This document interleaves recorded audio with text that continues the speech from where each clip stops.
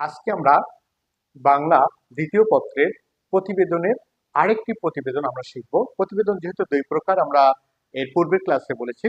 আজ একটা হচ্ছে প্রাতিষ্ঠানিক প্রতিবেদন, আর একটা হচ্ছে তোমার সংবাদপত্রের প্রতিবেদন। আমরা প্রাতিষ্ঠানিক প্রতিবেদন ইতিপূর্বে আলোচনা করেছি, আজকে আমরা আলোচনা করব সংবাদপত্রের প্রতিবেদন। দেখো, আমি বোর্ডে সুন্দর করে প্রতিবেদনটা কিভাবে তৈরি করতে হবে, কিভাবে সাজাতে হবে, আমি সুন্দর করে বোর্ডে আলোচনা করেছি।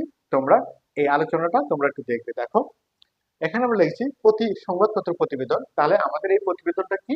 সংবাদপত্র প্রতিবেদন। প্রতিবেদনের প্রকৃতিটা কি? সংবাদপত্রের প্রতিবেদন।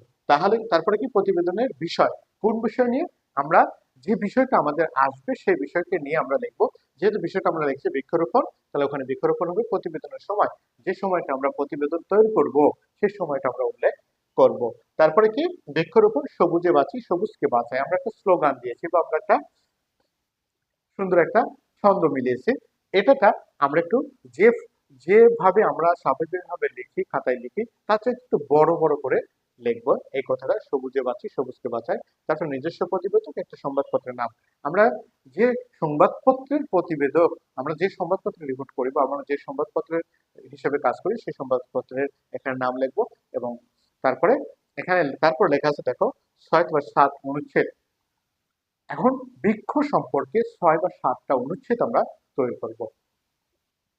6 বা 7টা অনুচ্ছেদে আমরা প্রতিবেদনটা শেষ করব। তারপরে দেখো, এখানে প্রতিবেদকের স্বাক্ষর দেওয়া আছে। তারপর যেহেতু আমরা প্রতিবেদক সংবাদপত্র প্রতিবেদন আমরা চিঠি পাঠাবো, তাহলে আমাদের একটা অবশ্যই খাম দিতে হবে। তখন আমরা এই খামটা লিখবো।